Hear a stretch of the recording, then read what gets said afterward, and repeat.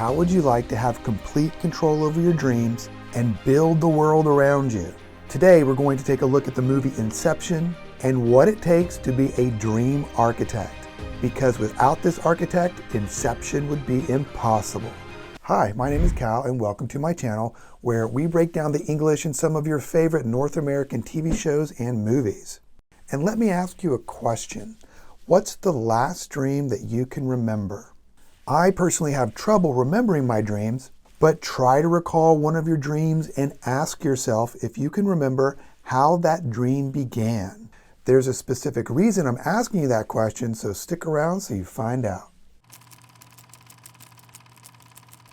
Inception is a really complicated movie, so let me simplify things a little bit for you. Leonardo DiCaprio plays the main character named Cobb. Cobb is a fugitive from the law and can't go back to the US, where his children are because he was falsely accused of his wife's death. However, he may find a way to clear his name and return and see his children if he successfully completes a special job for this man named Sato. Cobb and his team have a special set of skills.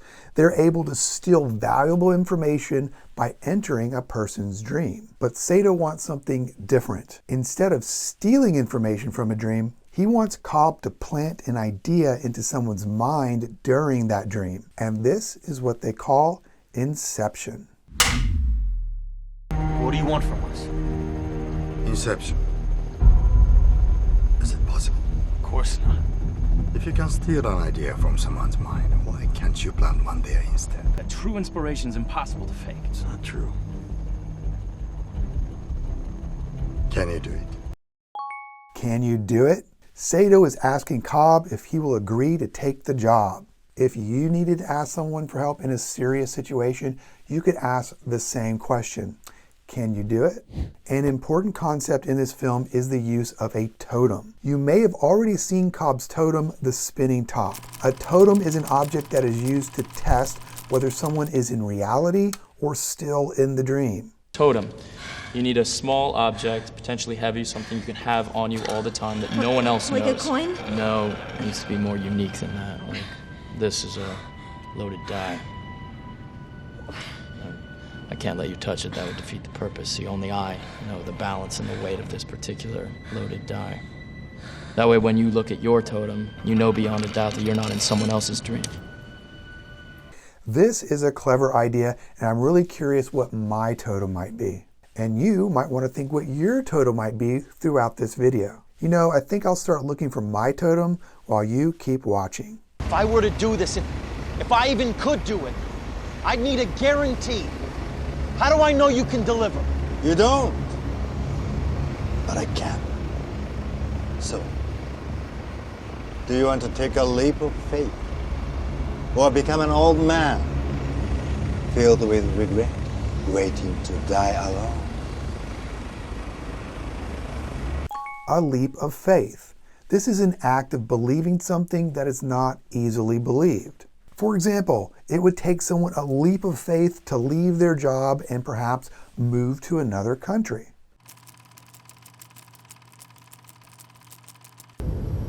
Why are we going to Paris? We're gonna need a new architect. We need a new architect. In order to be successful, Cobb needs to find a new and talented dream architect. This is someone who can create the physical world within a dream required by Cobb, and he thinks he might find help in Paris. But I need your help. You're here to corrupt one of my brightest and best. You know what I'm offering? You have to let them decide for themselves. Money. Not just money. You remember. It's the chance to build cathedrals, entire cities, things that never existed, things that couldn't exist in the real world.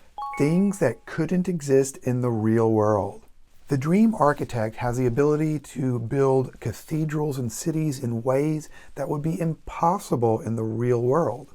We get several examples of this throughout the movie. It is this ability or power that will later motivate our architect to stay on Cobb's team. But back to the idea of a totem. I'm looking for mine and it's a little harder than I was expecting. I just can't seem to find something that would function as a totem in my home. But I haven't given up hope. I'm going to keep looking.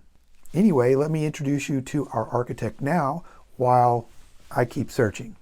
I need an architect who's as good as I was. I've got somebody better. Ariadne? I'd like you to meet Mr. Cobb. Pleased to meet you. If you have a few moments, Mr. Cobb has a job offer he'd like to discuss with you. Work placement? Not exactly. Not exactly. This is a mild way of saying no, or that something is different, although seemingly similar. Ariadne asks if this is about work placement, which would be some sort of temporary work to help her gain experience and understanding about a particular job. But Cobb replied, not exactly. Why? Being a dream architect is a job, but it's really not exactly what she would expect. I have a test for you. You're not going to tell me anything about this first? Before I describe the job, I have to know you can do it. Why? It's not, strictly speaking, legal. Strictly speaking, this is to be completely accurate and truthful. For example, clicking the like button on this video, strictly speaking, helps this channel grow. And what Cobb is telling Ariadne is that this job isn't really legal. You have 2 minutes to design a maze that it takes 1 minute to solve. Stop. Again. Stop. You're gonna have to do better than that. You're going to have to do better than that. Cobb is telling her that these results are not satisfactory and that she needs to continue to improve.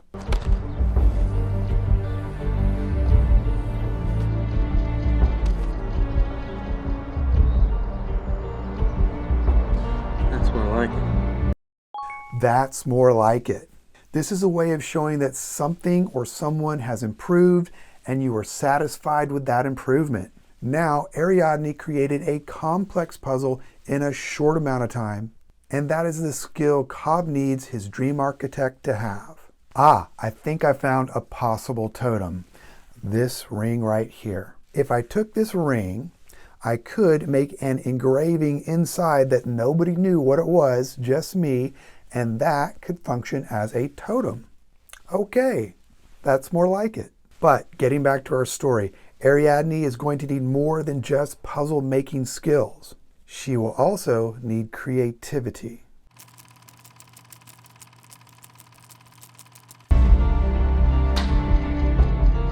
They say we only use a fraction of our brain's true potential. Now, that's when we're awake.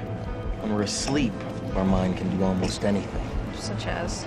Now, imagine you're designing a building, right? You consciously create each aspect. But sometimes it feels like it's almost creating itself, if you know what I mean. Yeah, like I'm discovering it. Genuine inspiration, right? Genuine inspiration or true inspiration. Inspiration is the feeling that gives you new and creative ideas. Genuine inspiration is that feeling that comes within you as opposed to some motivation from somewhere outside of you. Now, in a dream, our mind continuously does this. We create and perceive our world simultaneously, and our mind does this so well that we don't even know what's happening. That allows us to get right in the middle of that process. How? By taking over the creating part. Now, this is where I need you. You create the world of the dream. We bring the subject into that dream, and they fill it with their subconscious. Okay, this could be a little confusing at first. Let's repeat what we just saw. Number 1, you create the world of the dream. Here, Ariadne uses her architect skills of creativity and puzzle making to create a functional dream world.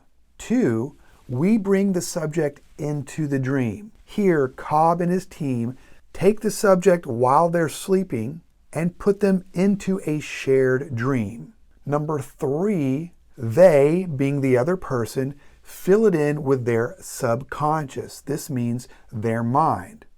Does that make a little more sense? You know, as I think about this a little bit more with my totem, I would have to make the engraving myself inside here. Now, that would also require me to purchase engraving tools and learn how to do it. So maybe I'll just skip the totem. But what about you? What would be your totem? Let me know in the comments below. Well, dreams, they feel real while we're in them, right? It's only when we wake up that we realize something was actually strange. Let me ask you a question. You never really remember the beginning of a dream, do you? You always wind up right in the middle of what's going on. I guess, yeah. So how did we end up here? So how did we end up here? Cobb is asking Ariadne if she can recall what they were doing just before they arrived at this cafe. But before she answers, remember the question I asked you in the beginning of this video. I asked you if you could recall one of your dreams, and can you remember where that dream started? Could you do it? Well, let's watch this clip one more time so you don't miss anything. Well, dreams, they feel real while we're in them, right? It's only when we wake up that we realize something was actually strange. Let me ask you a question. You never really remember the beginning of a dream, do you? You always wind up right in the middle of what's going on. I guess, yeah. So how did we end up here? Can you guess what's going to happen next? Will Ariadne be able to tell Cobb what they were doing before they arrived at the cafe? Well, let's see. Well, we just came from the, Think about it, Ariadne. How did you get here? Where are you right now?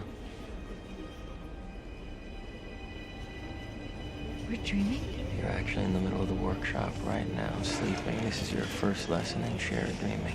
Stay calm.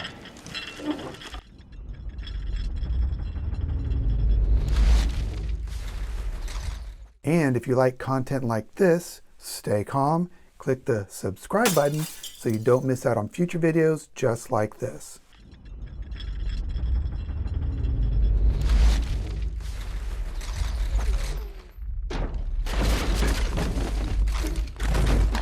It's just a dream, then why are you... In this movie, Cobb is one of Leonardo DiCaprio's best characters as far as dramas go. But you should see how different a role he plays in the dark comedy titled Don't Look Up, where he's one of the few people who knows that the world is about to end. Click this video here to see what I mean and continue to level up your lingo.